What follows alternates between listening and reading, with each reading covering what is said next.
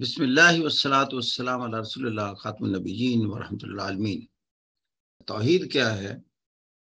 اللہ کو اس کی صفات کے حوالے سے ہو بہو اللہ کی صفات کی حامل کسی اور ہستی کو نہ ماننا، کہ ہو بہو اللہ کی صفات کی حامل ساری کائنات میں کسی اور ہستی کو ویسا نہ ماننا، اس جیسا کوئی نہ ہونا، مکمل اس جیسا۔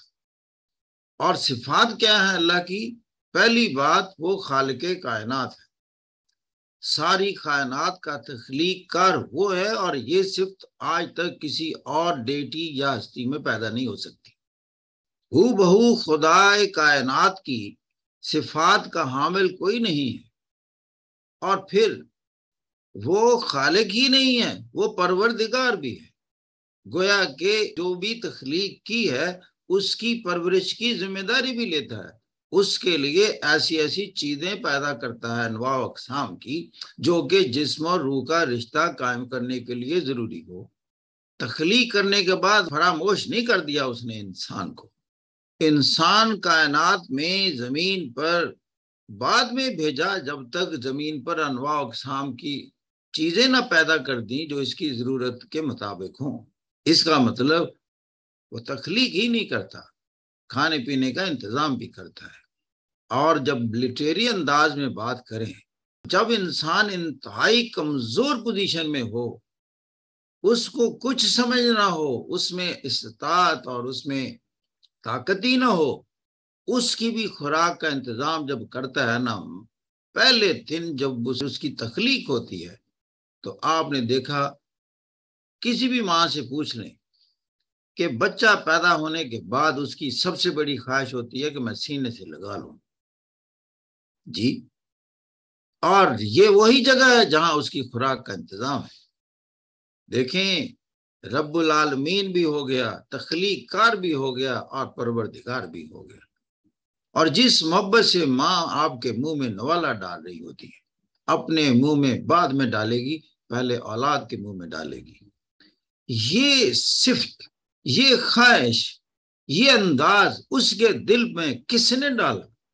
دنیا تو نوالے چھین رہی ہے منہ سے، لیکن کسی کے دل میں ایسے ڈال دیا کہ اپنے منہ میں ڈالنے سے بجائے اس کو اولاد کے منہ میں ڈالنے سے زیادہ مسرت حاصل ہو رہی ہو۔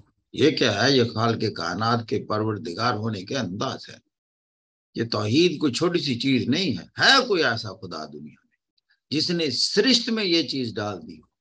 میں نے مائیں دیکھی ہیں، بچے کو بھوک بھی نہیں ہے تب بھی اس کے آگے کھانا رکھ رہی ہیں، میرا بچہ جلدی جلدی طاقتور ہو جائے، بڑا ہو جائے، جلدی بڑا ہو جائے، جوان ہو جائے۔ کیا بات ہے! یہ دل میں کہاں سے چیزیں آئی ہیں؟ دنیا میں تو نفسا نفسی ہے۔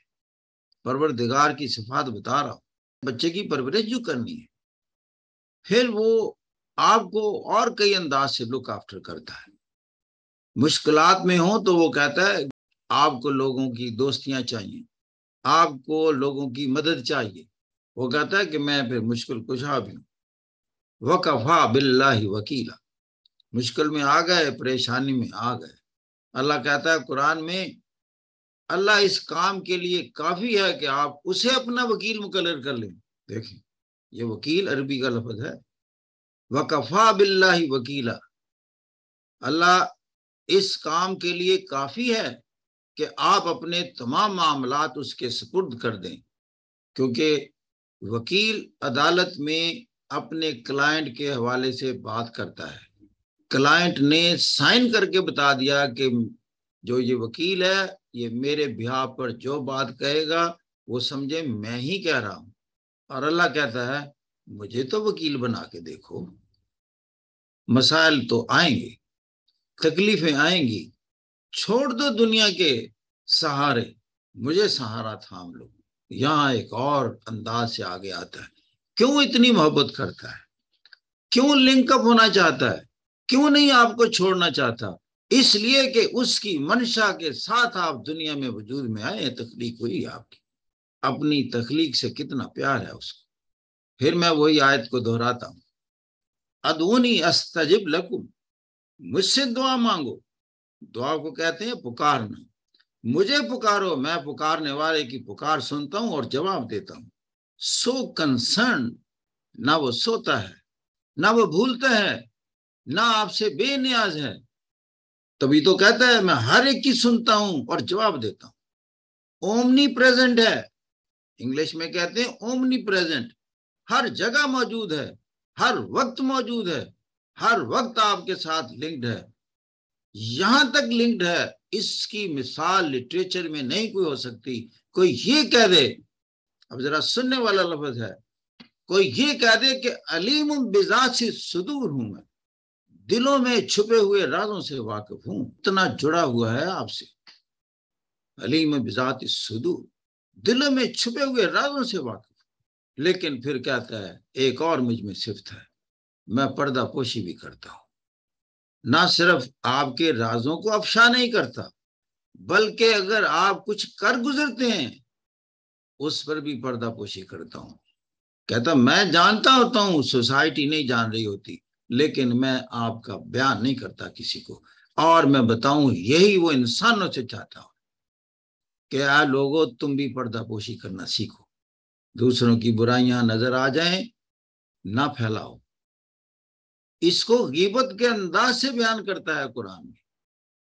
اگر کسی میں کوئی برائی دیکھی ہے اس کی غیر موجودگی میں بیان نہ کرتے پھرو. اتنا بڑا گناہ کہا اس کو کہ یہ اتنا بڑا گناہ ہے کہ آپ نے جیسے اپنے مردہ بھائی کا گوشت کھایا ہے. کیسی خوبصورت ہستی ہے، کتنا کنسرن ہے کہ یہ جو زندگی کا ایام ہے اور ہماری معاشرت ہے اس کو کس طرح یہ پرسکون بنانا چاہتا ہے. کیونکہ زیادہ مسائل غیبت سے پھیلتے ہیں. آپ کسی کے بارے میں کوئی برائی جانتے ہی نہیں ہیں، آپ اسے معصوم سمجھیں گے اور اچھی طرح اس سے سلوک کریں گے. You don't know the bad things about that person. یہی غیبت کا فلسفی ہے. لیکن اگر کوئی آپ کے سامنے اس کی بہت ساری برائیاں بیان کر دے آپ کے دل میں نفرت پیدا ہو جائے گی، گویا کہ معاشرے میں بگاڑ کا سبب بن گیا، نفرت کا سبب بن گیا. آپ نے بیج بو دیا، تبھی غیبت کو برا کہا ہے. ٹھیک ہے، وہ کہتا برائی کی ہے میں جانوں وہ جانے، پھیلاتے نہ پھر کہ میں بھی پھیلاتا نہیں ہوں. میں انسانوں کی بے شمار چیزوں سے واقف ہوں، نہیں بتاتا. دلوں میں چھپے ہوئے رازوں سے واقف ہوں. اور دوسری بات، میں نے جب آدم کی تخلیق کی تو اپنے ہاتھ سے مٹی سے اس کے نک سک سنوارے اور انتہائی احسن انداز سے خوبصورتی اور تمام سمیٹریز کو قائم رکھنے کے بعد ایک کام میں نے ضرور کیا، اپنی روح پھونک ڈالی اس میں. اسی لیے خدا کی بہت ساری صفات کا حامل بن جاتا ہے انسان. اقبال کے الفاظ میں قہاری و غفاری و قدوسی و جبروت، یہ چار عناصر تو بنتا ہے مسلمان. قاری نظر آتا ہے حقیقت میں ہے قرآن. اللہ تعالیٰ کو ہم رب العالمین بھی کہتے ہیں، خالق کائنات بھی کہتے ہیں، رحیم، کریم اور رحمان کا. یہ جو صفات ہے رحیم، کریم اور رحمان والی، وہ یہ ہے کہ فوری طور پر اگر ہم سے کوئی غلطی ہو جائے، خطا ہو جائے، پکڑتا نہیں ہے، مہلت اور موقع دیتا ہے. اس کو کہتے ہیں رحیمی کا انداز. چاہے تو پکڑ سکتا ہے، نہیں پکڑتا. مہلت دیتا ہے کہ آج نہیں کل درست ہو جائے گا. یہ تو وہ پھر بخشش کے سامان پیدا کر رہا ہے. کیا اللہ تو واقعی رحیم ہے اور کریم ہے، اور میں تو واقعی ظالمین میں سے ہوں. پھر مجھے حضرت یونس کی وہ دعا یاد آ جاتی ہے جو مچھلی کے پیٹ میں بیان کرتے ہیں. اب اللہ کو منانے کے انداز بھی دیکھیں ذرا. اللہ ناراض ہو گیا، اب چونکہ نبی تھے تھوڑی سی غلطی ہوئی، سزا کتنی دی، مچھلی کو کہا کہ یونس کو نگل لو. ہم تو ان سے بھی بڑی بڑی غلطیاں کرتے ہیں، ہمیں چھوڑ دیتا ہے. تھوڑی اتھارٹی پر ہے نا، آنسریبلٹی کا لیول بھی کم ہے. یہ میں اللہ کی گورننس بتا رہا ہوں.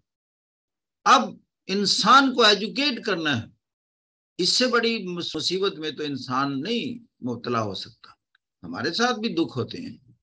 اب وہ واقعہ بتانے کی کیا ضرورت تھی؟ میں جب پڑھا وہ واقعہ مجھے وہاں سے ایک انفرنس ڈرا ہوا کہ حضرت یونس نے اللہ سے کیسے معافی طلب کی.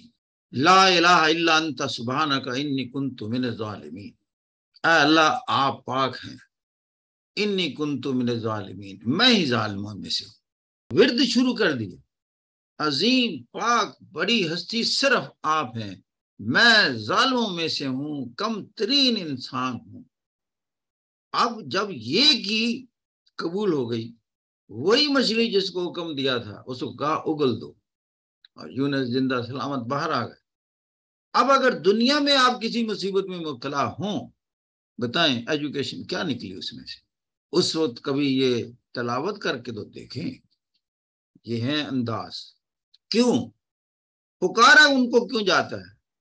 اس لیے بھی پکارا جاتا ہے، پھر آ جائے قرآن، ام من یجیب المضطر اذا دعاہ ویکشف السوء االہ مع اللہ، کون ہے جو دل مضطر کی پکار سنتا ہے اور پھر اس مصیبت سے اس کو نکالتا ہے؟ الہ مع اللہ، کیا اللہ کے علاوہ بھی کوئی اور ہو سکتا ہے؟ اس دعوے میں کیا چیز ہے کہ پریشانی سے نکالنے والا اللہ کے علاوہ کوئی نہیں ہو سکتا؟ تو اگر نہیں ہو سکتا تو کیوں نہ پکارے؟ اور جب وہ یہ کہتا ہے ادعونی استجب لکم، مجھے پکارو میں پکارنے والے کی پکار سنتا ہوں، جواب دیتا ہوں۔ یہ ہے توحید کا تصور۔ جم جائیں، سجدے میں گر جائیں اس کے سامنے،